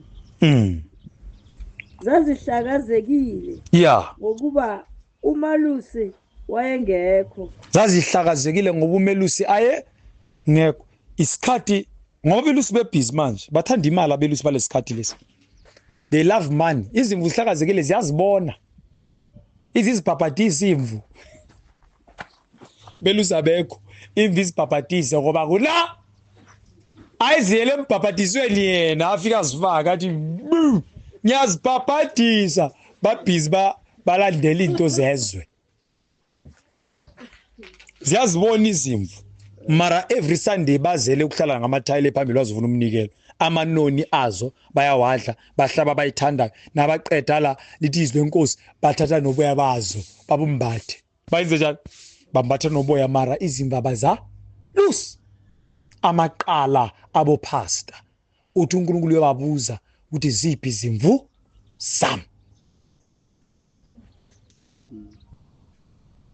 ya buyela ngale mamthoko sesindlulile kubalusi niubonile umsebenzi wabelusi pastor lo uma ngenzi lo msebenzi akusu pastor unetitle nje tie ayithekela bishop right uthanda nezinto umela ipulpit akayiki into ayenzayo izimvu ziyanakekelwa ziyaluswa hlala nazo futhi uyazikhulekela izimvu uhlala sethempelini upastor njengomprofeti that is why sithi abo pastor usually they must be full time servants njengaba prophet babizwa full time ngoba uye kumele imvu nakathi imvu ishayiswe imoto lapha eOR nguye oqale kumele afike kuaccident scene angafonelwa iambulance upastor bathi imvu yakho nayo elahlekile ishayise sibayithu uye oqale kumele afike kuaccident scene uhlala nazo uma zigula ukhuleka nazo uyazinxusela etempelini uyayikhalela umsebenzi wakhe loyo ukuthi izimvu zona zibhizi ziyadla into ezimnandi bathola imisebenzi upastor uyakhala uyazikhalela ngale etempelini ezinye ziyona uye kufanele azikhulekele azinxusele izona zazo zithethelelwe umsebenzi kapastori loyo yebo mam Thoko ungaqhubeka lesifundo sivela kumoya oyi Ndwe Kuthiwa wona lo 34. bazayifunda nasebabodwa ngoba isikhathi sesishayile ngibambele lapha ku4 bese kubelusa ngithi bese bokugcina itheyini ngabafundisi Abelusi nabafundi. siyambonga uNkulunkulu now abafundisi niyangibona manje ngenzani the ministry of teaching inkonzo yokuchasisela imibhalo ayikusumayela ukuchasisela yabona manje I am teaching, I am not preaching, I am teaching, I'm explaining scriptures ukuthi ini yini masithi umuntu umfundisi sikhuluma ngomuntu ophiwe inkonzo yokuchasisela imibhalo right asiyeni ku 1 Timothy ngeke ngisayichaza kakhulu le inkonzo yeBible school ayenziwe college yenziwe bandleni saye college sayofunda isitifiketi sobe pastor inkonzo yeBible school yabothisha bandleni yeBible school into yasezweni le ministry kaJesu uthathana uyithethe wayimikisa le abazana nabalazi iBhayibheli uthisha nguye ekumele make sure ukuthi umzalwane uyazi ukuthi iGenesis yini iRevelation yini incwadi kaMateyu yalotshwa ubani ayilobelana bachasisela ini imibhalo phakathi kwebandla ukuze abazalwane baqonde izwi likaNkulunkulu laba bantu basebenza ngezwi kodwa basebenza ngendlela ehlukahlukene this is the fivefold ministry alright bese ngizokhuluma ngabo bishop asiye encwadini ka 1 Timothy chapter 3 uyini umuntu masekabizwa ubishop lesifundo lesi fanele ngithumeleni labazalwane laba emasontweni lapha bazofunda lesifundo sika Jesu ukuthi bafunde ukuthi ministry yebandla ihamba njani bantwana benkosi bazokwazi ukukhula angisho bathumeleni bayekela ukudlala ama committee le nama chairperson hanja ngomoya engcwele nayi committee kaJesu yase Jerusalem wazama uPetro wazama icommittee mamdube wayizama uPetro wathi kuno asikhetheni ngoba uJudas ufile Petro wenzani angakafika umoya engcwele enaso yakhetha ukhetha icommittee iBhayibheli lithi bathi hayi uPetro ngithi wayemela linda umoya oyi ngcwele ngoba iordination kaNkulunkulu neordination iordination yeTestament elidala neTestament elisha ayifani lithi iBhayibheli uPetro wabiza wabiza abantu ababili wathi bathandaza umengelo akafiki wathi la bazalwane niyazi ukuthi kumele sibe 12 abapostoli but oyedwa wethu waba wenzeka lokhu nalokhu ngaye waze ibilini zakhe zaqitheka indawo yabizi Alkedama uJudas lo wabetray uJesu manje ngokombhalo kufanele sibe 12 uPetro uthi asikhetheni amadoda asikhetheni amadoda ahamba nathi kusukela usuku inkosi yaqala ukusebenza ngalo up until ukuhamba kwayo lithi iBhayibheli amadoda ayebekahamba nathi ebandleni abakahamba nathi kubi ebandleni bahamba ngekomiti omkhandlu siyambawa obekahamba nathi ngeEFF sizomfaka la obekalalela inkosi ukuthi ifundisa kanjani ayifundisi njani lithi iBhayibheli uPetro kwavela amadoda ayi2 uMatthias no Simon ne ngathi Simon angithi lithi iBhayibheli beza lapha nathi uPetro uthatha icorporate njengasemthethweni omdala akithi abakhetha umpriesti in the Old Testament beba casting katho lithi iBhayibheli wathatha inkatho njengecoin icorporate wathi wena Simon uyitail lo uyikop ozodliwa ikop netail ukhetha ngokwekomiti uyozoba replacer inkonzo kaJudas wathi yadla uMatthias okay mhlambe incwadi ezinye wabazalahleka mhlawumbe uMatthias kunomsebenzi awenza but kukhona yini la eBhayibhelini sizwa khona ukuthi uMatthias encwadini yezazwini wasenzela anything kodwa abanye badena wakwashumayela mhlawumbe washumayela ngeke sigceke lo uNkulunkulu makwehla umoya engcwele ukhetha umpostoli Pawuli umuntu ebekakapa abazalwane ngamathi umenza umpostoli ongazange ahambe nabo umenza ini uPetro wafunda uPetro wenza njani wafunda uNkulunkulu cabanga uPetro lithi iBhayibheli kwaba nenkinga ebandleni ngeminikelo kwaba nenkinga yani babanga lapha babanga amapapa namakhabishi lithi iBhayibheli uPetro wathi babiza abapostoli bathi ozani kunenkinga la iminikelo yonke yabangwa abapostoli bafika lapha bathi thina abadoda akusikuhle ukuthi sihlale ematafuleni nasemabhodweni simele ukuqhubeka nezilenkosi lithi iBhayibheli uPetro wakhetha ayengithi committee wakhetha amadoda agqotshwe umoya oyingcwele lithi iBhayibheli bayakhuleka benza njani uStefan was one of them indoda eyakhethwa uku-administrator iminikelo yebandla akumane kuthathwe noma ubani kuyathandazwa ubani nomoya engcwele ukuphatha umnikelo webandla hayi ngizabhadala ikolo bazalwane ngizawukuyisa umnikelo wenu thatha umuntu ongenamoya ongenani sowuyidlile sebayayifuna abazalwane bayatoyitoya kwakhe abazi bamtshele njani bara bakwatile mara bayakholwa imali ihambile lithi iBhayibheli wakhethwa ngomoya oyingcwele lithi iBhayibheli cabanga kukhethwa abantu abahlala emabhodweni abasiphekelayo bayathandaza aboPetro akasathi sizokhetha abahamba nathi so uyabona manje ukuthi iordination kaNkuluNkulu ngomoya engcwele ebandleni ayifani neTestament elidala la kukhethwa ngomoya akukhethwa ngeconstitution yekomiti dala hamba nathi ebandleni uNkulunkulu avusa umuntu obekadla izolo athi lo muntu lo uyozishumela ivangeli kuyacheckwa ngabaprofeti abaprofeti bayabuza ukuthi ubani lo bese uNkulunkulu asho athi lo ungupastor waleli bandla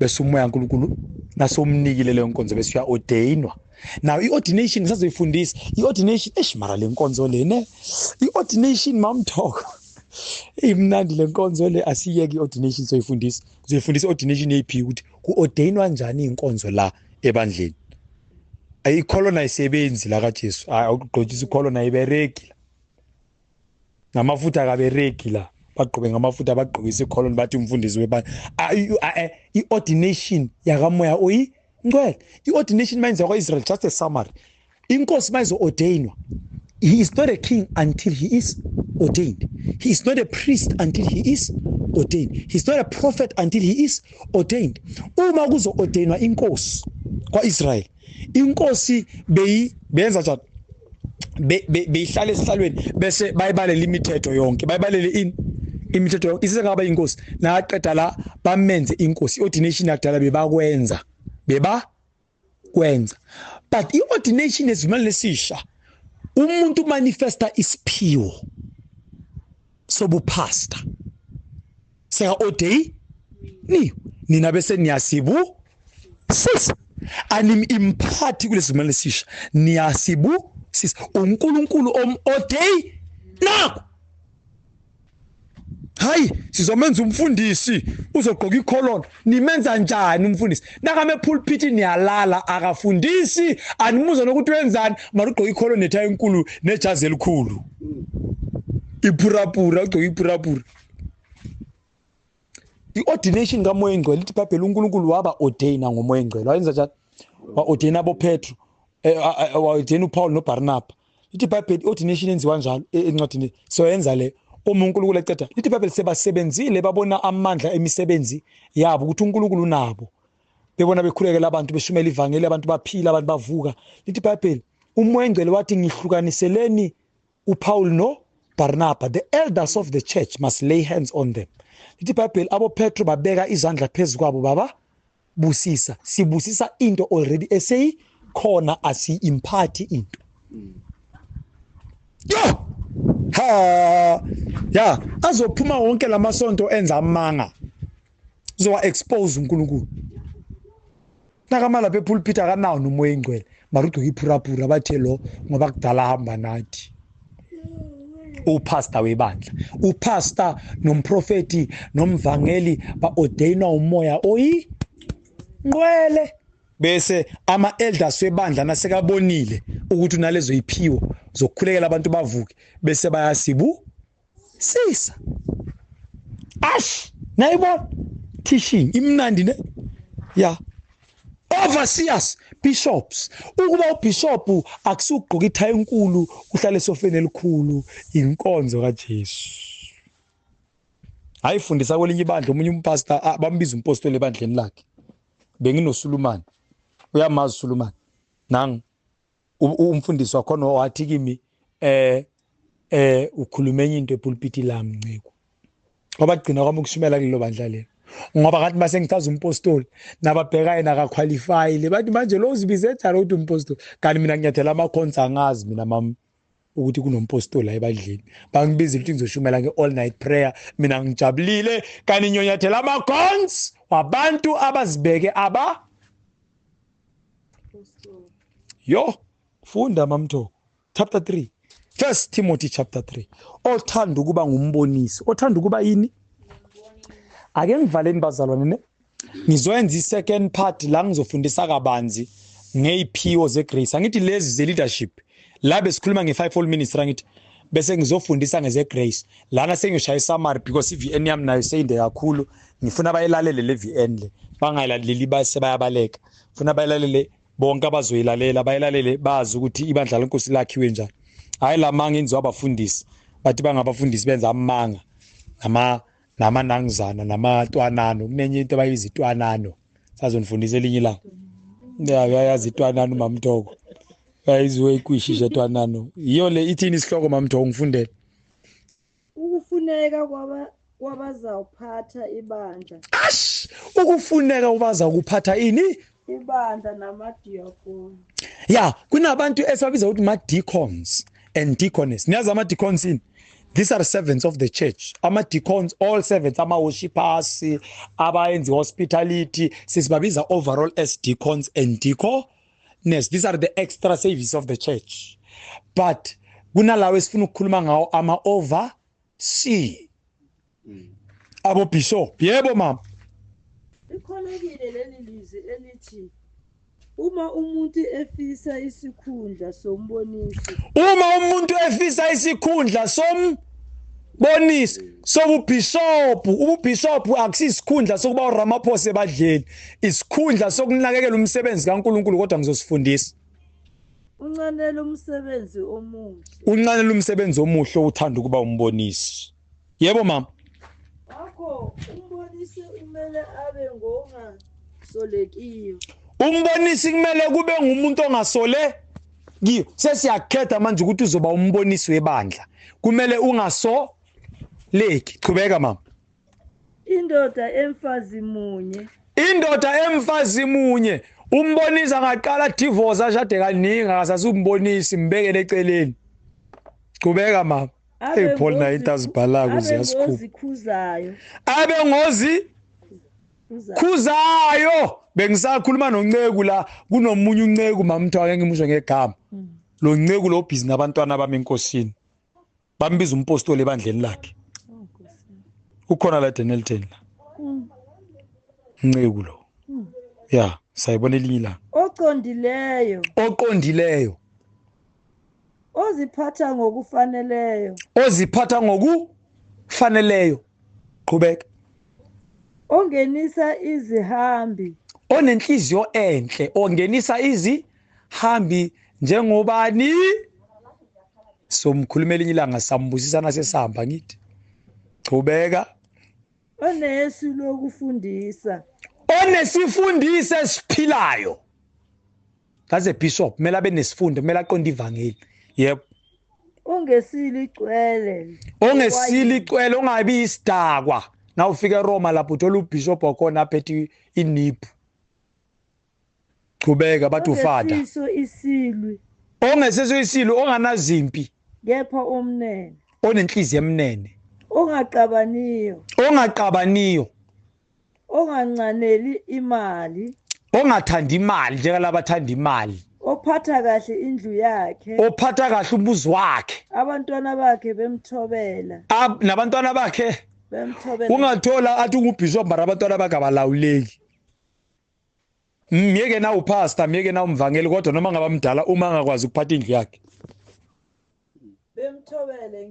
bamthobele ngenhlonipho yonke abona umbhalo madoda ayisukani madoda ha ushumayela njani ibandla lenkosi udlula umuzi wakho vele uJesu mela strain la vele mina ngathi brother phela nkosi ungangipha abantwana ngoba la avela landa inyawupe nedi ukuthi inkosi usathana lelo ukuthi ungangeni kuleya position ngoba labantwana bezwa ngathi usathana uyabona funda mama Yepha uma umuntu engakwazi ukuphatha okwakhe umuzi ash qhubeka angaliphatha kanjani ibandla likaNkulunkulu na nkosikazi wakhe unihlala nomsindo hey we ngathi uyoshumayela ibandla lenkosi kwakho amagama ezinje abizwa nangabe kunento emoshekile naqeda uyoshumayela now yini umbonisi ibishop kule fivefold ministry angithi ku fivefold ministry umoya ongawuthola manje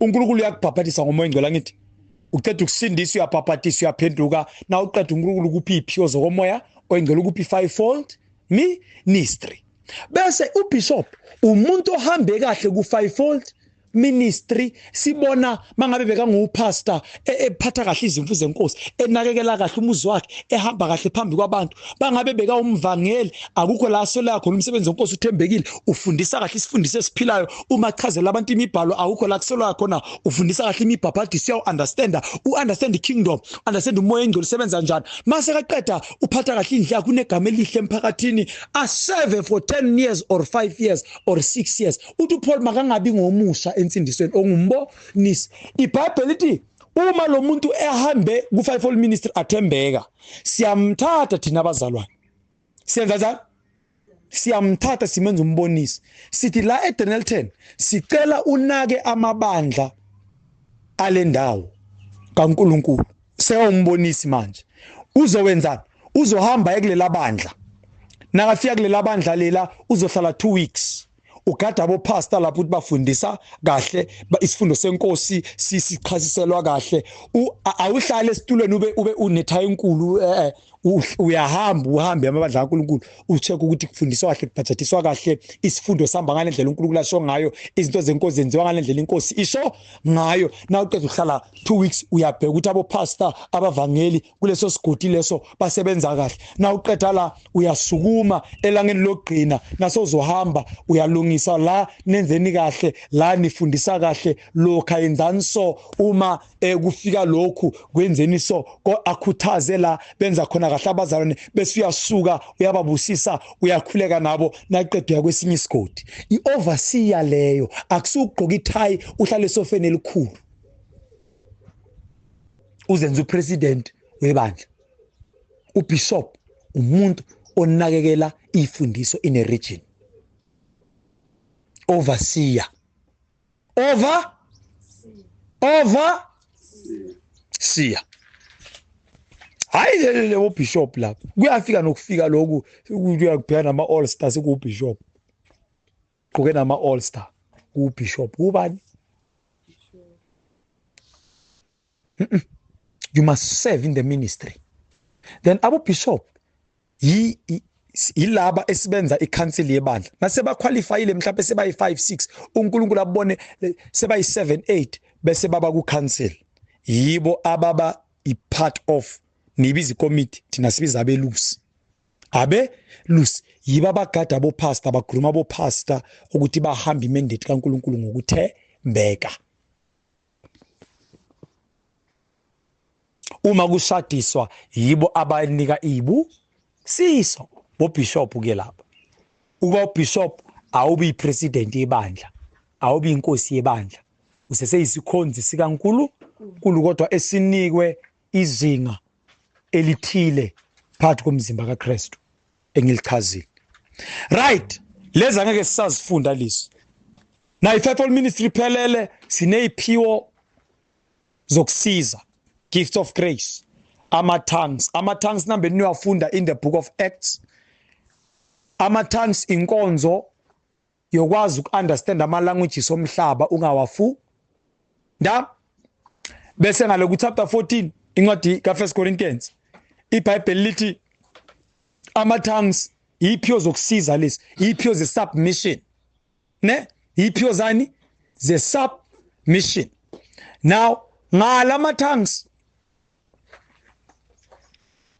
ile siphiwo uJesu asizwa ngaso masikhule kumhlaba wonke abanye bakhuleka kuJesu ngesizulu abanye bakhuleka ngesivenda, abanye bakhuleka ukuJesu naleyo gift kuye yokusizwa sonke.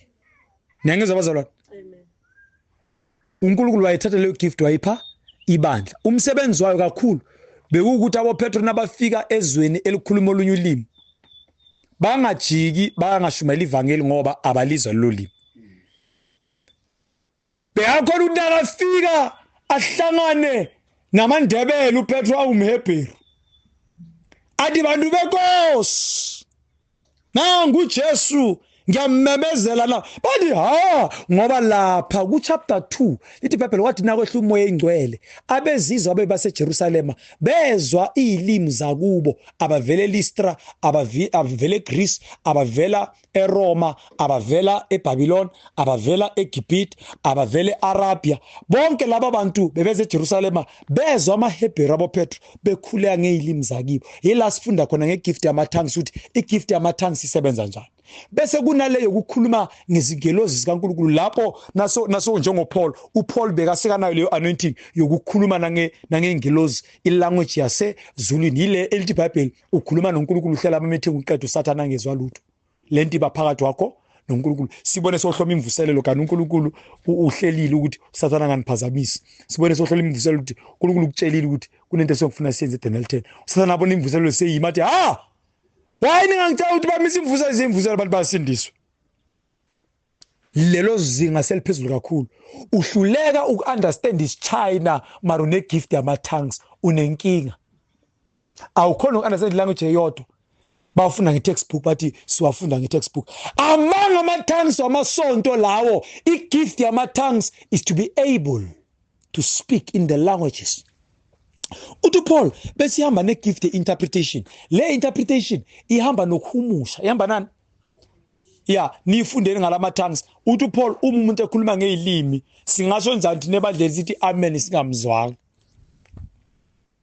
Riba raba. Hayi, awuthi riba raba. Elilanga sokuthi chang yong hang, shi hao.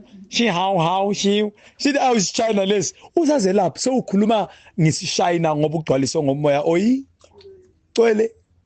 So ukhuluma ngesiHebheru elinyanga wehla umoya engcwele nakagcwala ukhuluma ngesiHebheru. Hayi lama tongues walabo sisa abafaka ama makeup lapha. Uthi celebration wamanga azikhalisa akakhali. Uyazi nanhlizweni ukuthi akakhali lethi ufuna ukuthekisa ama CD. Baqabanga ukuthi une anointing. Bazama ukuba powerful emabandleni. Baqabanga ukuthi powerful kumele ukhulume ngama tongues labafundisi lapha. Kanti ukuba powerful kumele uphile ubungcwele. Na ufuna powerful anointing kumele uphile ubungcwele kuNkulunkulu ungasoleki. Na uthandaza umkhandazo wakho, your prayer becomes flames of fire. Hayi lama tongues lawa ama tongues siyathandaza ngama tongues uzama ukuba powerful enkonzweni akunabu powerful. Ngamtrainer ngama tongues ngama spiritual gifts wezi limi zoko moya. Nakaqeda kufanele akhulekise inkonzo interpretation. Nakaqeda ukukhuluma ngaso bese uyasitshela. Bese uyasitshela ukuthi beka thini. Niyangizwa bazalwane? Mele naqeda sitshela ukuthi bekeza njani? Beka thini? Rika morabarashanda thina matsire sithi amen. What if beka thuka umoya engcwele? Sikwazi ukuthi amen. UPaul sikwazi ukuthi amen. Isiphiwo seyilimi sasenjalo. Neyofuna incwadi yezenzo chapter 2. Bese sinesiphiwo se-word of wisdom, word of knowledge, sineyiphiwo se-deliverance. Le deliverance kuzoyifundisa kulabo abakhulekela abantu. Each and every gift ina 3 forms of anointings ngizokhuluma ngazo in the next session to come. I-anointing yeyiphiwo zokomoya, the 3 courts of each and every administration. La sokhuluma kakhulu nge-deliverance, inkonzo yokubeka abantu izandla baphuma amadimoni. Nifunde incwadi yabase 1 Corinthians chapter 12. uPaul uyazichaza zonke lapho. Yiphiwo zegrace, yiphiwo zomusa, yiphiwo zokusiza ibandla. Lezi engiqale ngazo i-fivefold ministry ku-Ephesians chapter 4 verse 11. Sukumani ngicela ungifundele mamthoko lapho why le iphiwo kumele zibe sebandleni. Yebo mamdube. All right. Okay. Right. Ngicela ungifundele ukuthi why iphiwo fanele zibe khona. ngicela ukuqhubeka ngoverse 6. Ngiqhubeka Yeah, ku chapter Ephesians chapter 4. Okay, asibele Ephesians chapter 4. Yeah, le iphiwe ezinye ze grace asiyeke nokwamanje ne. Sizofunda ngazo next time because of isikhathi. Now ngicela ungifundele Ephesians chapter 4 lapha ku fivefold ministry. Why iphiwo kumele zibe khona ebandleni le nkonzo lezi? Why? Ukuze kwenze njani? Kahle ngifuna uverse 12 but ngicalele ku verse 11 le obuyifunda. Kuyena futhi wanika abanye ukuba babe ngabapostoli, abanye abaprofeti, abanye abavangeli, abanye abelusi nabafundisi. 12 ukuze abangcwele bapheleliswe emsebenzini wokukhonza. Ukuze abangcwele bapheleliswe lezi nkonzo kumele zibe khona emabandleni. Uma le nkonzo zingekho emabandleni ibandla alikapheleli. Ngeke liphelele, ngeke lwanqoba amasango yayidisu. Uma zingekho lezi nkonzo lezi ibandla lizongena isifo kungabi nenkonzo ezosikhulula. Ibandla lizongena ezingozini kungabi nesifo. Ibandla lizongena ezonweni ezinye zeziqale ezinye zama covenant lingakhona ukuphuma kizo izono lihlulwe ihidesi sathana lihame ngoba alina ziphiwo zeinkonzo zokomoya oyingcwele. Asukumeni.